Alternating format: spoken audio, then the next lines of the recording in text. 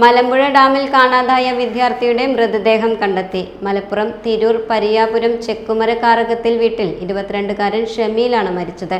പാലക്കാട് കൊടുമ്പ് ഇരട്ടയാലിലെ സ്വകാര്യ കോളേജിൽ ഫാർമസി അവസാന വർഷ വിദ്യാർത്ഥിയാണ് ഷമീൽ. തെക്കേ മലമ്പുഴയിൽ മലമ്പുഴ ഡാമിന്റെ വൃഷ്ടി പ്രദേശത്ത് ഇന്നലെ വൈകുന്നേരമാണ് സംഭവം. കടുവച്ചാലിന് സമീപം സുഹൃത്തുക്കൾക്കൊപ്പം കുളിക്കാനിറങ്ങിയ ഷമീലിനെ കാണാതാവുകയായിരുന്നു. ഷമീലും സുഹൃത്തുക്കളും അടങ്ങുന്ന 8-അംഗ സംഘം 4 ബൈക്കുകളിലായി വൈകിട്ടാണ് തെക്കേ മലമ്പുഴയിലെത്തിയത്. ഇവർ ഒന്നിച്ച് ഡാമിൽ കുളിക്കാനിറങ്ങി. നീന്തൽ വശമുണ്ടായിരുന്ന ഷമീൽ അല്പദൂരത്തേക്ക് നീങ്ങിപ്പോവുകയും പെട്ടെന്ന് കാണാതാവുകയുമായിരുന്നെന്ന് സുഹൃത്തുക്കൾ പറഞ്ഞു. ഉടൻ തന്നെ ഇവർ പരിസരവാസികളെ വിവരമറിയിച്ചു. തുടർന്ന് നടത്തിയ തിരച്ചിലിൽ കണ്ടെത്താനായില്ല. ഇതോടെ അഗ്നിരക്ഷാസേനയെ വിവരമറിയിച്ചു.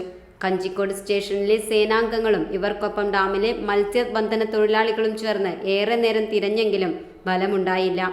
പ്രതികൂല കാലാവസ്ഥയും ഇരുട്ടുമായതോടെ രാത്രി 8-ന് അഗ്നിരക്ഷാസേന തിരച്ചിൽ അവസാനിപ്പിച്ചു. ഇന്ന് രാവിലെ തിരച്ചിൽ പുനരാരംഭിച്ചതോടെയാണ് മൃതദേഹം കണ്ടെത്തിയത്. 2025 മേയിൽ പാലക്കാട് പുതുപ്പള്ളി തെരുവ് സ്വദേശികളായ സഹോദരങ്ങൾ മുങ്ങി മരിച്ച അതേ സ്ഥലത്താണ് ഇന്നലെയും അപകടം നടന്നത്.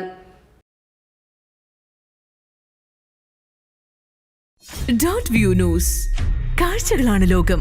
കണ്ടു തുടങ്ങുക.